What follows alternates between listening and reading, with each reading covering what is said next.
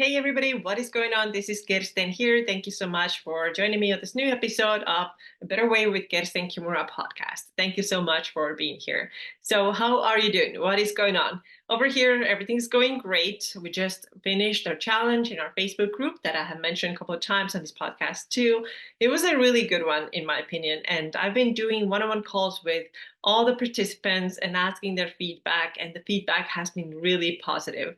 And some of the results that people have been getting were also really great. In 3 weeks, we lost some inches, definitely lost some body weight. And a lot of people said that they're now eating a lot more protein or paying more attention to their fiber.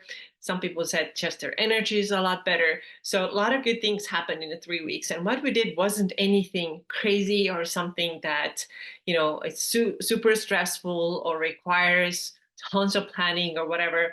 No, it was pretty simple. Each week we had one focus and we did the thing every single week.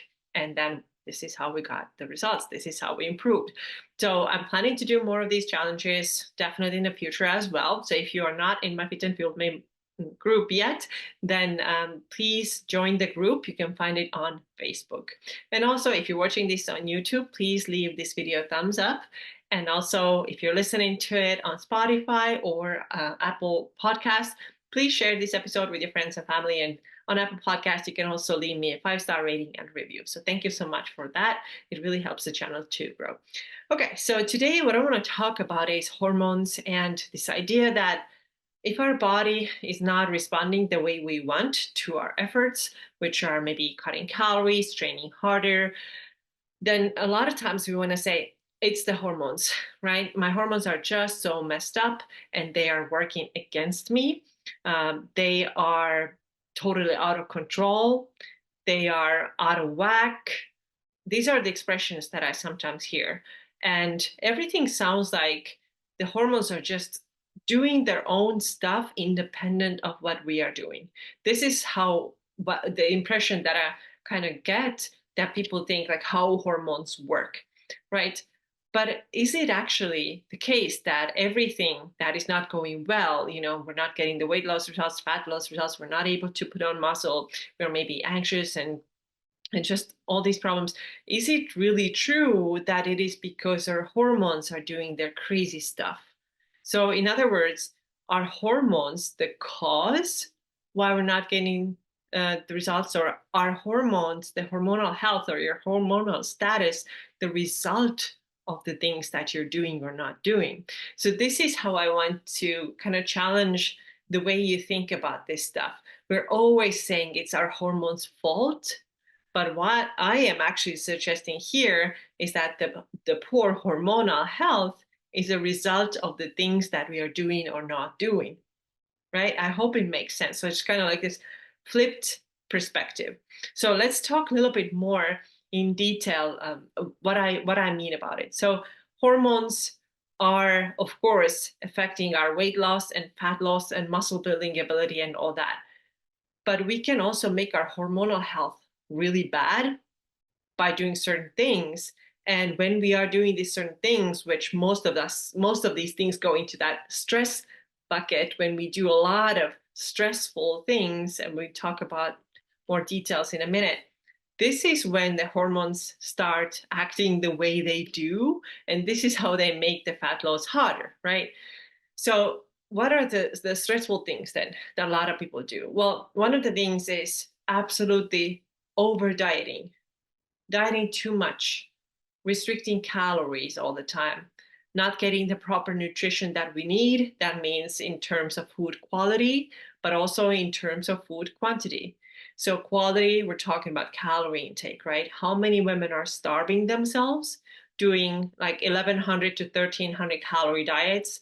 There's no way that they can get calorically what they need.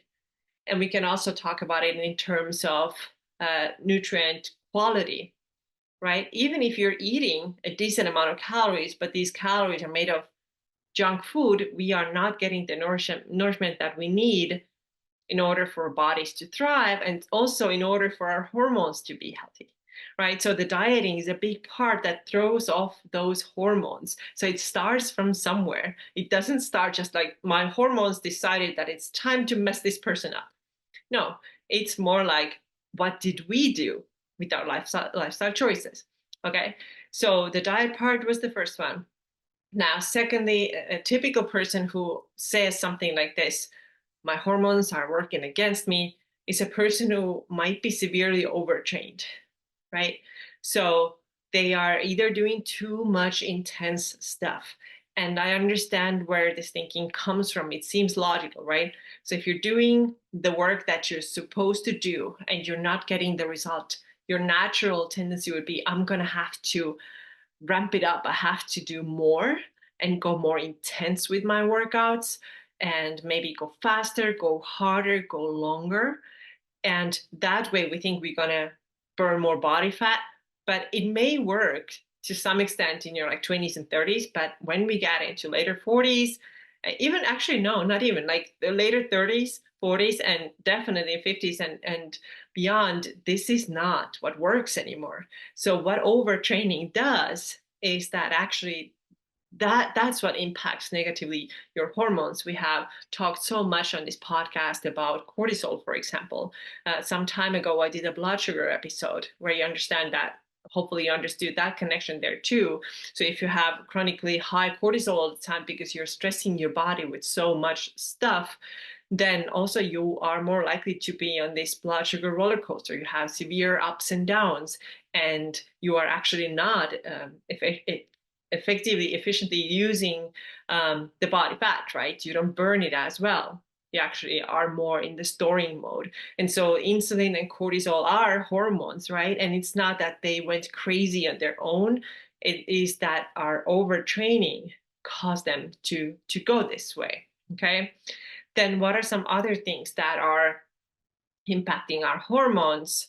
And as a bigger result, then our results, our fat loss, weight loss will be more difficult, is that if we are just overstressed all the time, we're not giving ourselves the break at all that we need, the restoration, the sleep, the recovery time, and we are just going like 200 miles an hour all the time without any break. So when you do that, one of the hormones that we have talked about here a lot again is cortisol, chronically elevated cortisol, and also adrenaline. These two stress hormones will stay up and high, and they don't come down if you don't rest. And now this makes your muscle building a lot harder and fat burning a lot harder, because it's going to put you in this very catabolic state, right? If you're running on high cortisol and high adrenaline, which by the way may feel good, but it's a false feel good. You don't actually feel good, you just think you do, because they have this sort of like energizing effect. But if they are really high all the time, they put you in this catabolic state, which is the breakdown state. So your muscle actually will be broken down more easily. And how are you building muscle if you are in this very highly stressed out state, and actually instead you are breaking it down? Cortisol and high stress state is a muscle breakdown state. So you got to understand that if you are always running around and not taking breaks, you are not actually helping yourself. And that's why we can't say that it's just the hormones that are messing me up. We have to look, what are we doing? What are our daily habits and behaviors? Now, the same stress bucket, what else goes in there is this idea that we have to book every minute of our day, all weekends, take on extra responsibilities, add more things with kids, like taking on things that actually aren't ours. So all this too keeps you very, very busy. And I know that a lot of people, again, they feel like they thrive on this busyness, but I think this comes from the need of like having to be useful, having to do stuff all the time. And that's not actually where growth and healing can happen. So I recommend that you look at your daily life. Like, where are you putting yourself into these positions all the time where you're just forcing yourself to do more and take on more responsibilities? Because that too will put you in a high stress state. And it's not that you just went in this high stress state without a reason. There were certain things that you did that put you in this state where your hormones didn't actually benefit from it, right? And so now it is harder for you again to get your weight loss, fat loss results because you're again chronically stressed out. Another thing, and this is another type of stressor, and unfortunately, something that a lot of people don't even think that it is a stressor, but it is. And this is self criticism and being really, really hard on yourself and having lots of negative thoughts. And like I said, many people, for them, it's so automatic that they don't even notice it. Or if they do notice it and they do notice that their self talk is like, oh, I'm not good enough. I should have done this a lot better. Oh my God, you totally fucked that one up. Like you are so miserable. If you like, actually, I don't want to say these things right now because I'm feeding my subconscious and I don't want to. But I said these things just so I can give you an example. But if you put these things into your head, your overall mindset is very negative, and this is stressful. This is stressful. However, I think a lot of people think that if they are not hard on themselves, then that means that they're giving up or giving in or not staying motivated or not staying disciplined. But I want you to understand that being like beating yourself down and staying disciplined are not the same thing. You can say stay disciplined from this place of self-love, self-respect, and positive self-talk, right? Positive self-talk. Hey, I'm doing this because I want to feel great. I'm doing this because I want to give my body the fuel that it needs. I am resting because this is good for me. I recover. I show myself self-compassion because it feels nice and warm and soothing from a nervous system, right? You can think about it like this way versus like I have to like push harder and kill it and crush it, and no matter what, I'm just gonna grind my teeth and I get through this thing, and I'm just like, you put yourself in this very extreme state all the time, and it's not helpful. I think we need a lot more self-compassion. Self-compassion, by the way, there are two kinds of self-compassion. There maybe there's more, but based on what I have read a little bit more about, is one is this very very like warm and soothing and calming, and the other one is more like fierce. So this comes from Kristen Neff. And the other one is more fierce, that is more like standing up for myself and speaking up and expressing your thoughts and feelings. But I think both of them are important, and they're part of your self-compassion, and they are something that empower you, right? They empower you versus being really mean to yourself, being really hard on yourself. It never empowers you, in my opinion. It only makes you feel worse, and it does put you in this state of higher alertness, higher cortisol, higher adrenaline. And this is not the place that is safe enough for your body, right? And we know that in order for your body to lose weight and lose fat and you get in better shape, you actually really need to be in a calm, safe place and show your body and brain that you are doing well. But if you're constantly running around and doing stuff and doing all the things that I have described in today's episode, then this is not a very calm place to be. And so we have created this stuff ourselves, right? That's my main point here. It's not that our hormones just went totally out of whack and we had no say in this. Now, of course, you can say that things are not so easy. I've had a lot of people tell me, well, let's wait until you get to, menopause and see what you say. Yeah, it is true. I'm definitely not there and probably not anytime soon.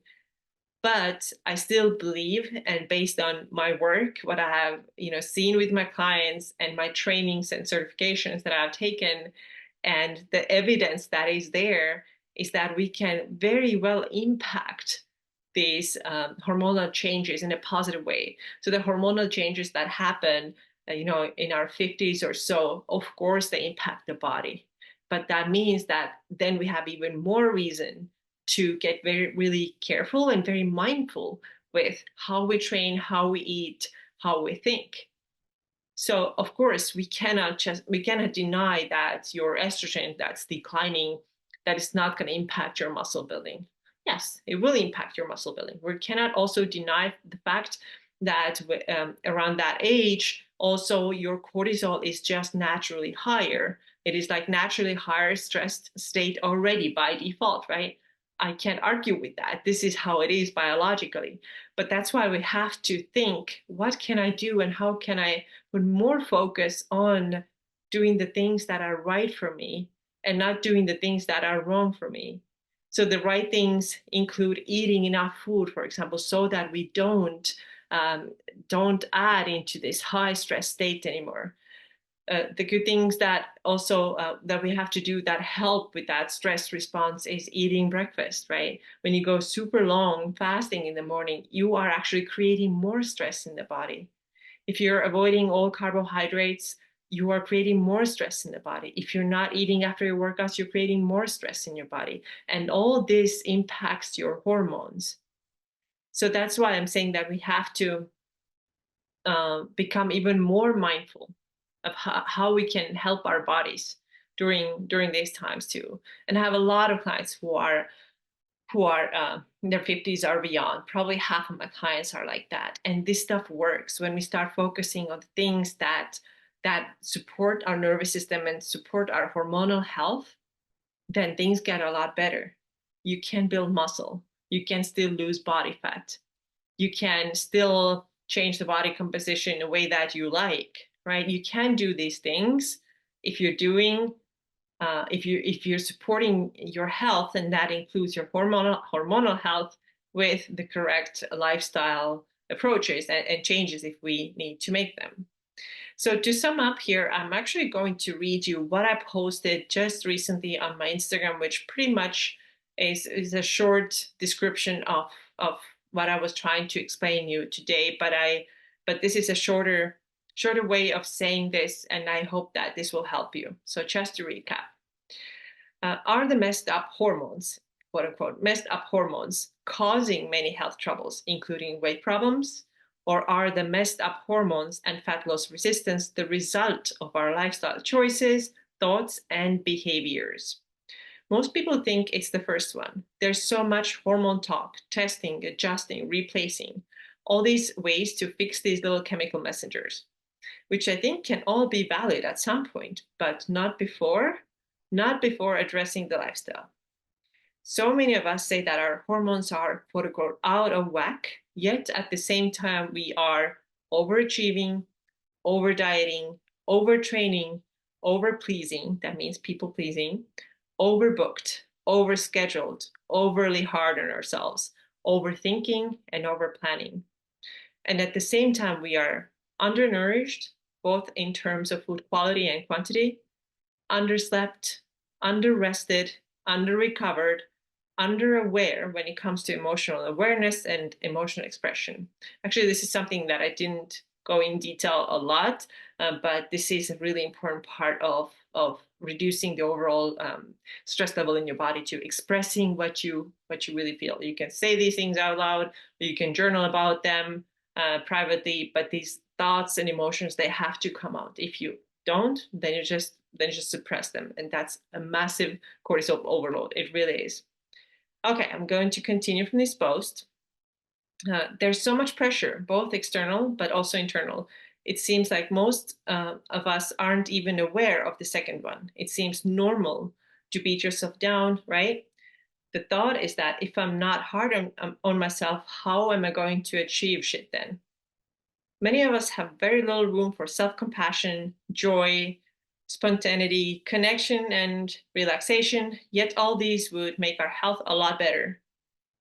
We literally have less cortisol floating around in our bodies when we are in a more kind, positive mindset. There's less inflammation, more of these happiness promoting brain chemicals that we all want. So, where in your life are you being overly hard on yourself, whether it's physical or mental, emotional? And see if you can let go a little. It feels really good to do that.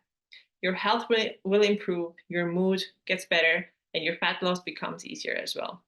So, what are the things from this list that you're going to improve? Okay, I'm going to leave you with this question. What are the things that you can improve about your life to reduce the stress on a physical, mental, emotional level, knowing that by doing that, by reducing your stress, you actually impacting your hormonal health in a positive direction, which then will make your body composition goals easier, let alone, and we didn't even talk about how you're going to feel, right? Like internally and about yourself and your moods and all that. How are you going to feel when you are able to reduce your stress? So think about these things. I hope that this sparked some thoughts in you and maybe helped you to reflect a little bit and see what you can improve in your life, and also stop blaming the hormones and see maybe I'm doing something that is impacting my hormones in such way. All right. Thank you so much for being here. I really appreciate you, and I'll see you again in the next episode. Take care.